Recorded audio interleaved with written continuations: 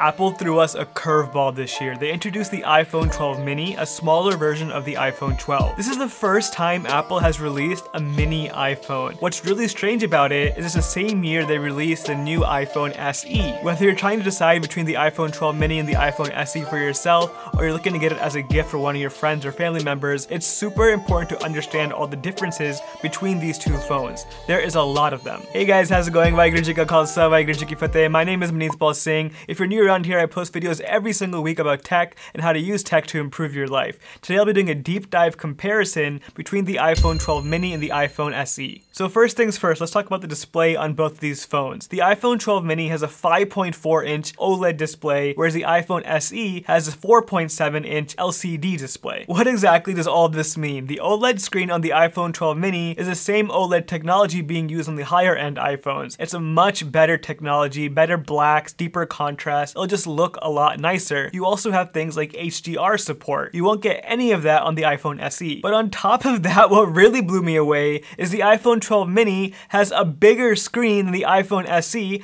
but the phone is smaller. In every single dimension of the iPhone 12 mini, the height, the width, the depth, even the weight of the phone is lighter and the phone itself is smaller, but the screen size is almost an inch bigger compared to the SE. How is that possible? It's actually really simple. The iPhone 12 mini does not have those giant bezels compared to the iPhone SE. It also doesn't have a home button compared to the SE. On the 12 mini, you'll be using Face ID instead of Touch ID. Now, obviously, this is not new or anything like that. Apple has been making phones without the Touch ID button now for quite a while, but that SE model has always been there for those customers who prefer having a fingerprint sensor as well as a physical home button. But in my opinion, sacrificing that bezel and that home button for a bigger screen is always worth it. Now, putting the displays aside, the next biggest difference you're going to see between these two phones are the cameras. Starting with the iPhone SE, all you're going to get on the back of the phone is that one primary 12 megapixel camera. This is the only phone Apple is currently shipping with only one camera on the back. On the iPhone 12 mini, you get two cameras, the primary camera as well as the ultra wide camera. Having that ultra wide camera is super helpful for those wide angle shots. However, even the primary camera on the 12 mini has been upgraded. You're getting a 1.6 aperture compared to the 1.8 on the iPhone SE. What this really means is better low light performance and also better depth of field for that blurry background feeling in normal pictures. And taking it one step further, the iPhone 12 mini supports night mode and the iPhone SE does not.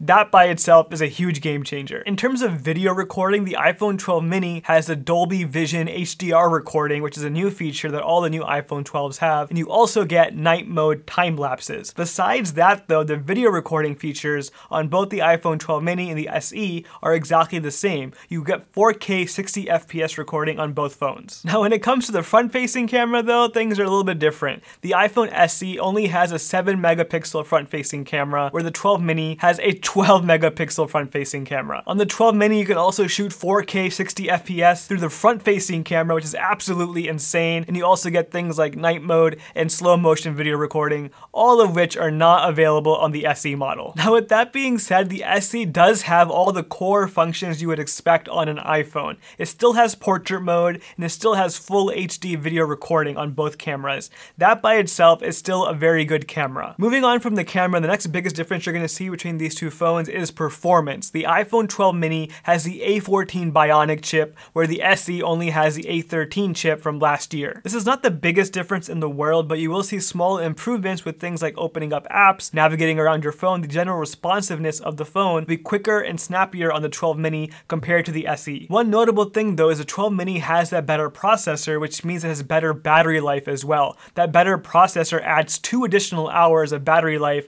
compared to the SE, 15 hours versus 13 hours. Now on top of all of that, the iPhone 12 mini has a bunch of other upgrades, things like 5G support, MagSafe charging support, a ceramic display to help protect your phone from cracks, and even better water resistance. At the same time though, the iPhone SE is the budget phone and it still has awesome features like regular wireless charging support and dual SIM support with eSIM. Both of these phones are very solid options. They're both on the affordable side of Apple's spectrum right now for pricing. The iPhone SE starts at $399 and the iPhone 12 mini starts at $699, a $300 difference between these two phones. In my personal opinion, I do feel it's worth $300 upgrade to the iPhone 12 mini. You're getting so much more bang for your buck, and it's actually the same exact phone as the iPhone 12, just a smaller form factor and a cheaper price. And if you look at the specs spec sheet between all of the phones right now, the 12 mini and the 12 are exactly the same, and the differences between the 12 and the 12 Pro are very, very little. You're basically getting a Pro phone